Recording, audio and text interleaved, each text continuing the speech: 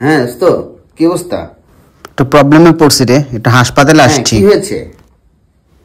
তোর ভাবির সিরিয়াস একটু কি জানি প্রবলেম হয়েছে, এই জন্য হাসপাতালে আসছি, কিছু টাকা দরকার রে। তো আমিও তো অনেক ঝামেলা আছি, কালকে হাসপাতালে গিয়েছিলাম, ট্রিটমেন্ট করেছি, আমার কাছে আসলে এই মুহূর্তে এত টাকা নাই রে।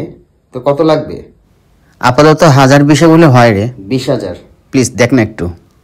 না রে দোস্ত, আমি এত টাকা এখন তোরে দিতে পারবো না। আমি সর্বোচ্চ থেকে 1,500 থেকে দিতে পারি, বাকিটা তুই একটু ম্যানেজ করে না, কষ্ট করে। হ্যাঁ ওকে তাই দে, দেখি কি করা যায় বাকিটা। ওকে ওকে দোস্ত, ঠিক আছে।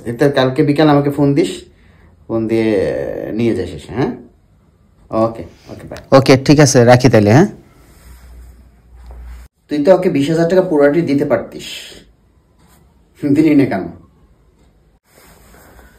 হ্যাঁ পুরো টাকাটা আমি দিতে পারতাম, আমি ওর 20,000 টাকা পুরাই দিতে পারতাম, বাট মাসের লাস্ট যদি 20,000 টাকা আমি ওকে দিতাম, আমার চলতে একটু কষ্ট হয়ে যেত।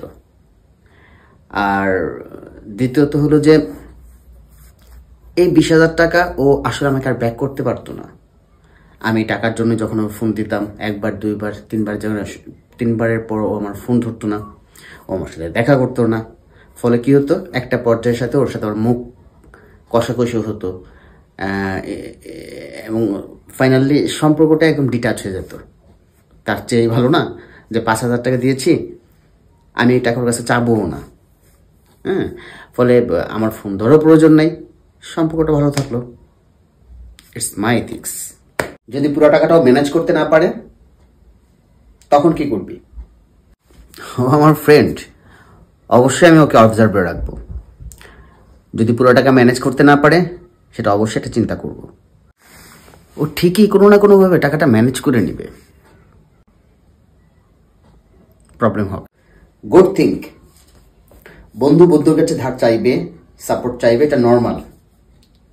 তবে ধার দেওয়ার চেয়ে সাপোর্ট করাটা অনেক ভালো। I appreciate you.